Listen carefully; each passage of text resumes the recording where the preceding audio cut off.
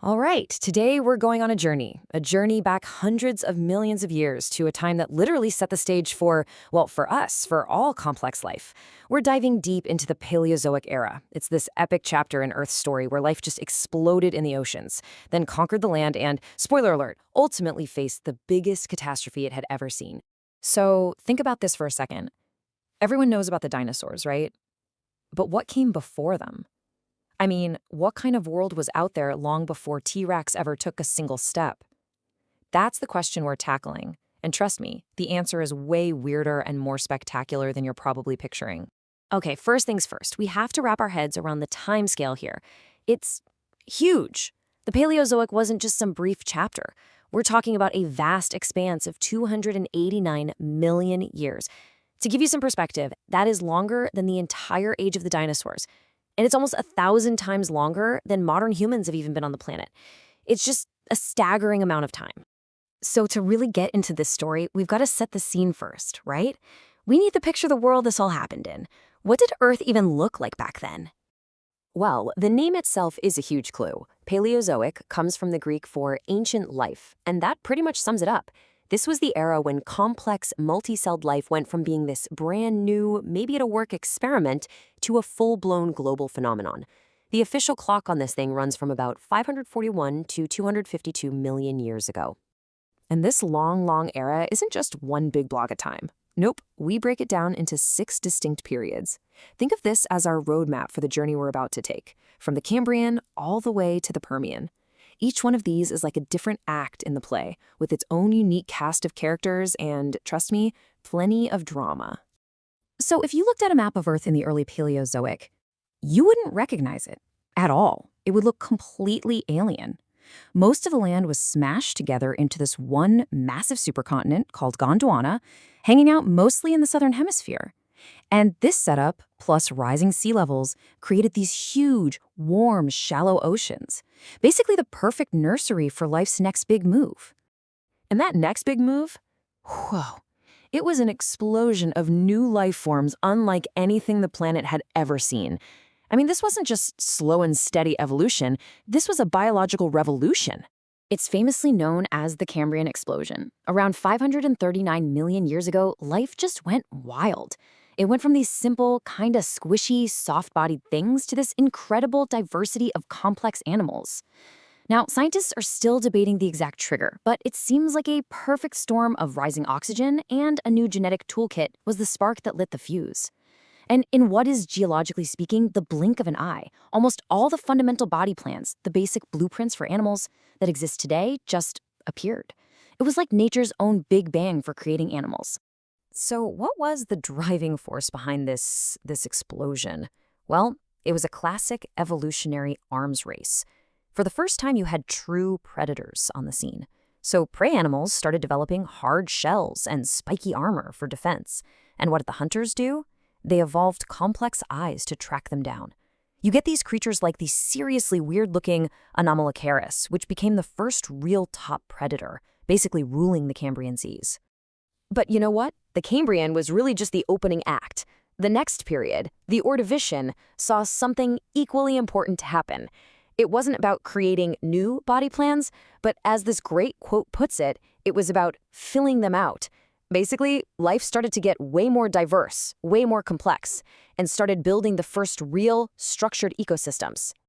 And you can really see the difference here. Those simpler Cambrian ecosystems, they were replaced by complex, bustling reef systems in the Ordovician. You had new heavy hitters on the scene, like these giant squid-like cephalopods taking over the top of the food chain. All in all, marine diversity tripled. The whole underwater world just became richer and more organized. Okay, so for about the first 100 million years of this era, the entire grand story of complex life was happening underwater. But then came one of the single most important moments in the history of life on this planet, the move onto land. This whole process really kicked off in the Devonian period. Now, at the time, the oceans were booming. We call it the age of fishes for a reason. But while all that was going on, a quiet little revolution was starting on the shore. Tiny little plants like this one called Cooksonia started to colonize the barren land. And they had a secret weapon, vascular tissue. Think of it like internal plumbing that lets them move water around. This was the absolute game changer for surviving away from the water. And of course, once the plants started greening the land, the animals weren't far behind. And this was not a simple step.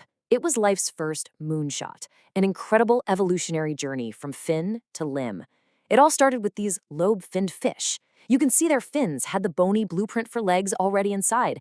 Then, over millions of years, those fins began to transform. You get creatures like Acanthostega, which had actual limbs with fingers and toes, but it was still living in the water. It's this amazing stepping stone. Eventually, those limbs got stronger, gills were lost, and voila, the first true land-walking vertebrates arrived. So now we have life on land. And this new world, this late Paleozoic world, was, well, it was a strange and extreme place. It was being shaped by a totally different atmosphere and the slow-motion crash of entire continents. And here's the really critical part. Just look at how those land plants completely re-engineered our planet's atmosphere. They were like giant air filters, pulling insane amounts of carbon dioxide out of the air. We're talking dropping it from over 3,000 parts per million down to something close to what we have today. And as they inhaled all that CO2, they exhaled oxygen, tons of it. They pumped the atmosphere full of it, raising it from maybe 10% to a peak of over 25%. Just think about that number for a second. Over 25% oxygen. That's way more than the 21% we breathe today. And this super oxygenated world had a truly bizarre side effect. It led to giant bugs. Seriously, insects and other arthropods breathe through these little tubes in their bodies. And with so much oxygen, they could grow to enormous sizes. We're talking about dragonflies with the wingspan of a hawk. Can you even imagine? And while all this was happening in the atmosphere, the ground beneath was shifting too. The continents were all crunching together to form the famous supercontinent Pangea. Along the equator, you had these massive tropical swamps. We call them the coal forests. And here's the kicker. When all those plants died, they got buried in the swamps, locking away their carbon. That's what supercharged the oxygen spike, and it's also what created the massive coal reserves we still dig up and use for energy today.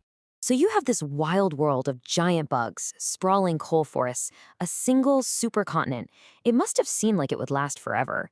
But this 289 million year epic was about to come to a sudden, violent, and catastrophic end. If there's one number you need to remember about the end of the Paleozoic, it's this one, 96%. That's how many of all marine species are estimated to have just vanished, wiped off the face of the Earth. It was, and still is, the planet's single greatest murder mystery. So what did it? What could cause something so devastating? Well, the prime suspect is a series of absolutely colossal volcanic eruptions in what is now Siberia, an event we call the Siberian Traps. These weren't just volcanoes, they were floods of lava that went on for millennia, pumping unimaginable amounts of CO2 into the atmosphere. And that triggered a domino effect of disasters, runaway global warming, oceans that became acidic and lost their oxygen, creating massive dead zones, a shredded ozone layer. It was a perfect storm of planetary kill mechanisms. The result of all this was the end Permian extinction, or as it's more grimly known, the Great Dying. And it really was. This is the closest life on Earth has ever come to being completely and totally erased. Those iconic creatures of the Paleozoic, like the trilobites that had been around for hundreds of millions of years, gone. Forever. The age of ancient life was officially over. And that brings us to a final, pretty powerful thought. The story of the Paleozoic shows us that life itself can fundamentally re-engineer a planet's atmosphere, sometimes for the better and sometimes for the worse. And the Great Dying is a stark reminder of just how quickly a stable world can unravel when you pump too much CO2 into the sky. It's a sobering lesson from deep time, and it's certainly a story that gives us a lot to think about today.